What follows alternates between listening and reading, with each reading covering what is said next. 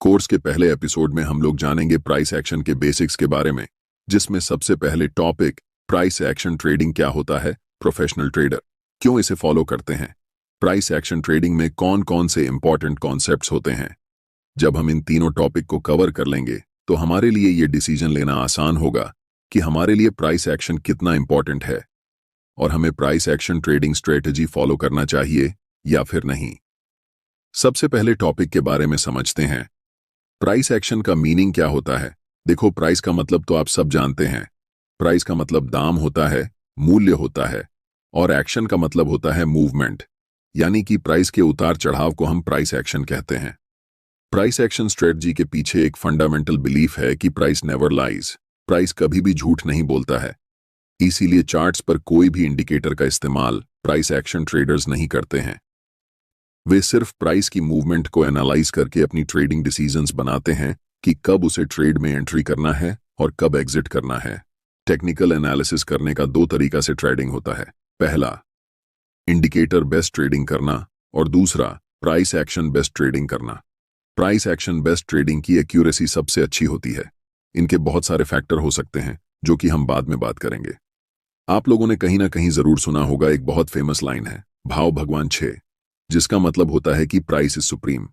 अगर आप पहले इंडिकेटर बेस्ड ट्रेडिंग करते थे तो आपको पता होता था कि यहां पर बाय सिग्नल जनरेट हुआ है और यहां पर सेल सिग्नल जनरेट हुआ है, तो आपको एंट्री एग्जिट स्क्रीन पर दिखता था। लेकिन जब आप नेकेड चार्ट्स देखेंगे तो आपको शुरू शुरू में कुछ समझ नहीं आएगा, लेकिन चिंता करने की कोई बात नहीं है। थोड़े से समय बीतने के बाद जब आप 5 वीडियो इस सीरीज के देख लेंगे तो आपको समझ में आने लगेगा। Price action traders basically chart patterns या फिर कैंडलस्टिक पैटर्न्स को एनालाइज करके ट्रेड में एंट्री लेते हैं। यह पैटर्न्स अक्सर मार्केट में बहुत बार बनते हैं, जिससे ट्रेडर्स उन चार्ट पैटर्न्स को ढूंढकर उसे ट्रेड करते हैं। मैं एक गांव का लड़का हूं और मैं अपनी एक कहानी सुनाता हूं। जब मेरा घर बन रहा था तो मैं एक चीज नोटिस किया, सीमेंट का रेट हमेशा अलग अलग सीजन में जब हम दुकान जाते थे तो कभी ऊपर रहता था, कभी नीचे रहता था। तो हमें पता चला कि सीमेंट का भाव समर सीजन में, जब गर्मी रहती है, उस समय 400 रुपए पर पैकेट होता है। लेकिन वही चीज जब आप रेनी सीजन में खरीदने जाएंगे तो आपको यह पैकेट 350 रुपए का पड़ेगा। इसका मतलब यहां पर एक पैटर्न है। अगर इस पैटर्न को समझकर हम रेनी सीजन में ही सीमेंट को खरीद कर रख लें और फिर नेक्स्ट सीजन जब बारिश खत्म होगी तब हम कंस्ट्रक्शन में इसे इस्तेमाल करें तो हमें 50 रुपए पर पैकेट का फायदा होगा। ये एक ऐसा पैटर्न है जिसे मेरे पिताजी ने समझा और इसका फायदा उठाया। मेरे घर बनने से पहले ही बहुत सारे सीमेंट के बोरी रेनी सीजन में खरीदकर मेरे पिताजी ने रख दिए थे, और जब कंस्ट्रक्शन की बारी आई, रेनी सीजन खत्म होने के बाद, तो उस समय इस सीमेंट का भाव 400 हो चुका था। अब मेरे पिताजी ट्रेडर तो नहीं थे। अगर मेरे पिताजी उस समय जाकर बेच देते तो हमें 50 रुपए पर पैकेट का मुनाफा होता। क्योंकि हमें घर बनाना था तो हमने कम दाम में इस सीमेंट को खरीदकर अपना घर बनाया। यहां पर हमारे लिए इंपॉर्टेंट यह है कि ऐसा प्राइस में फ्लक्चुएशन क्यों हुआ। यह बेसिकली सप्लाई और डिमांड का खेल है। रेनी सीजन में क्योंकि कंस्ट्रक्शन काम होते हैं तो डिमांड घट जाने के कारण प्राइस भी कम हो जाता है। लेकिन जब रेनी सीजन खत्म होता है, विंटर सीजन या फिर समर सीजन में, तो उस समय सब लोग अपना कंस्ट्रक्शन कर रहे होते हैं। इस कारण सीमेंट का रेट बढ़ जाता है क्योंकि डिमांड ज्यादा हो जाता है। वापस हम टॉपिक पर आते हैं। आपको 2 चार्ट्स दिख रहे होंगे। पहले चार्ट है एक इंडिकेटर बेस्ड ट्रेड का, जो कि इंडिकेटर को देखकर ट्रेड में एंट्री लेते हैं, और दूसरे चार्ट है एक प्राइस एक्शन ट्रेड का, जो कि सिर्फ और सिर्फ कैंडलस्टिक पैटर्न को यूज करता है और उसी में प्राइस के बिहेवियर को एनालाइज करके ट्रेड में एंट्री और एग्जिट डिसीजन बनाते हैं। अगर आप एक कंप्लीट बिगनर हैं तो मैं आपको एक सलाह दूंगा कि इंडिकेटर को समझने से पहले आप प्राइस एक्शन को समझें, और इस वीडियो को देखने के बाद आपसे एक रिक्वेस्ट रहेगा कि आप कम से कम दिन में आधा घंटा से 1 घंटा चार्ट्स पर दें, ताकि आप चार्ट्स के साथ फैमिलियर हो पाए। हाँ, धीरे धीरे समझ आएगा, बट इतना कंफर्म है कि आप धीरे धीरे करके कॉन्फिडेंस गेन करेंगे और ये आपकी ट्रेडिंग जर्नी में बहुत मदद करेगा। अब आपको लग रहा होगा कि क्या हमें इंडिकेटर बिल्कुल ही यूज नहीं करना है, तो ऐसा नहीं है। इंडिकेटर के ऊपर फुली डिपेंडेंट होकर बाय सेल डिसीजंस नहीं बनाना है। हमारे सारे trading decisions price action trading के एनालिसिस पर ही होगा, लेकिन कंफर्मेशन के लिए हम अन्य टूल्स का यूज कर सकते हैं। जैसे आपका जो भी फेवरेट इंडिकेटर है, आप जिसे समझते हैं अच्छे से, उसे आप यूज कर सकते हैं। चाहे तो आप मूविंग एवरेज को यूज करें, सुपर ट्रेड को यूज करें, कुछ भी यूज कर सकते हैं। मार्केट में बहुत सारे इंडिकेटर्स हैं जैसे MACD, ADX, ऑस्किलेटर।